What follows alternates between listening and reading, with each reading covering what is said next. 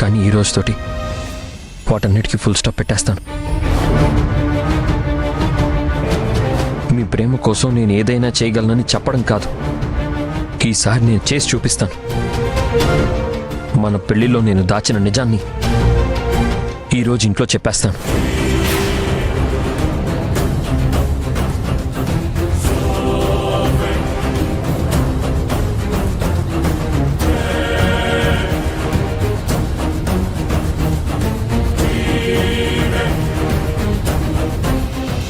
తర్వాత ఎలాంటి సమస్య వచ్చినా నేను మీతో ఉంటానండి. ఇద్దరం కలిసి ఎదురిద్దాం. మీరు నిజం చెప్పడం కంటే ఆనందం ఇంకేముంటుంది చెప్పండి?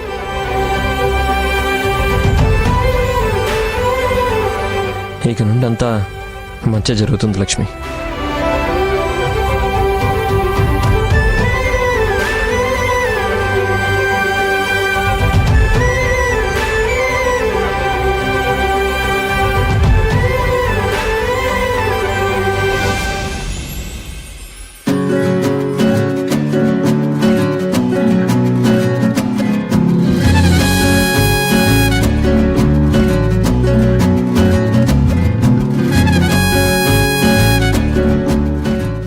డబ్బు ఈ బ్రీఫ్ కేసులో ఉందని ఎవ్వరికి అనుమానం రాకుండా తీసుకెళ్ళాలి.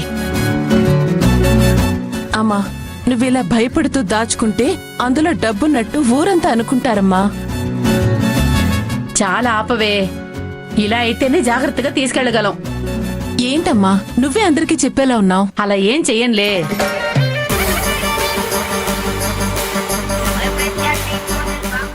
నా దగ్గర ఏం లేదు, ఖాళీ చేతులతో వెళ్తున్నాం. ఇదిగో ఈ బ్రీఫ్ కేస్ కూడా ఖాళీనే.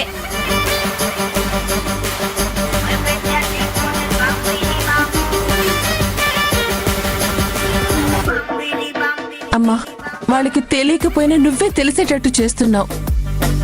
మామూలుగా ఉండొచ్చు కదా. ఆ బ్రీఫ్ కేస్ ఇవ్వు, నేను పట్టుకుంటాను. లేదు, నేనెవ్వరికి ఇవ్వను. నా దగ్గరుంటేనే సేఫ్ గా ఉంటుంది. నువ్వు నా పక్కన నడు చాలు. సర్లే, ఆటోలో వెళ్దాం, అదే సేఫ్.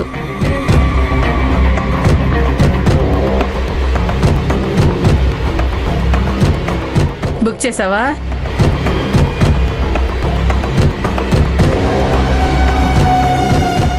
అమ్మా, ఎలాగో బయటకు వచ్చాం కదా, ఒకసారి మనమే ఇల్లు చూసుకుని వద్దాం.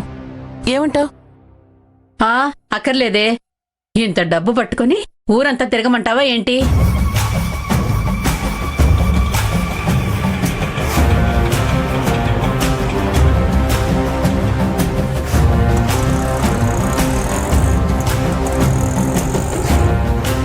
ఇంత జాగ్రత్తగా ఇప్పుడే చూసుకుంటుందంటే ఇంటికెళ్ళాక ఇంకెంత జాగ్రత్తగా దాస్తుందో ఏంటో. నాకు కావాల్సిన డబ్బులు ఎలా కొట్టేయాలి? అమ్మ నుండి ఈ సూట్ కేసుని తప్పించడానికి ఏదైనా ఐడియా ఉంటే ఇవ్వు స్వామి.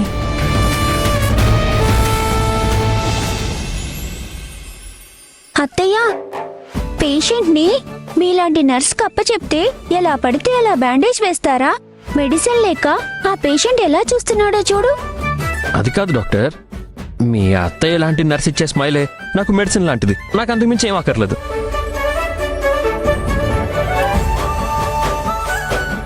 లక్ష్మి, ముందు అల్లుడి గారికి ఆయింట్మెంట్ రాయి. రాస్తానమ్మా, కానీ షర్ట్ అంతా పాడైపోయింది. వేరే షర్ట్ ఉంటే ఆయింట్మెంట్ రాసాక ఇచ్చేవాళ్ళం కదా. లాస్ట్ టైం వచ్చినప్పుడు ఒక షర్ట్ ఇక్కడే వదిలేశారు అల్లుడు గారు. అదుందేమో చూస్తానుండు.